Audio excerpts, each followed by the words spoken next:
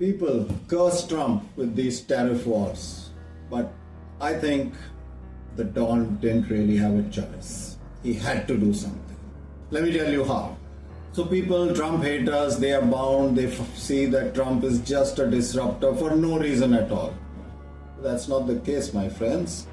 The US economy, of course, on the surface it looks like it's doing fine.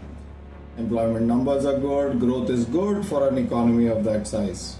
But all of it is sailing on the national debt of $35 trillion, which is, you know how many times US GDP.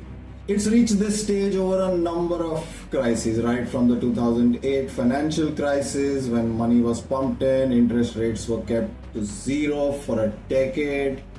Then the pandemic, free lunches for everyone, a couple of liberal presidencies which lavished cash and swept the crisis under the carpet. All this created a situation.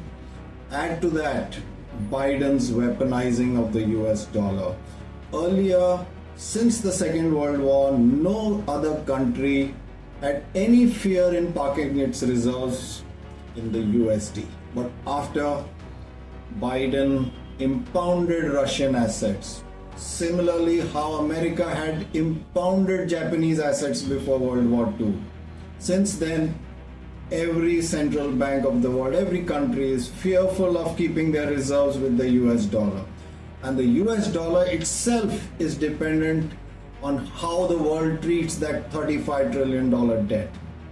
The minute it loses faith in the US dollar and in the US economy, all it takes is at that debt level, one crisis. It could either be a small limited war or a small pandemic or some Asian crisis and engagement over Taiwan. At any of these situations, if foreigners stop buying US bonds and instead start selling them, then imagine what it will do to US interest rates, long-term rates. Even if the Fed tries to suppress short-term rates, bond vigilantes will keep rates high.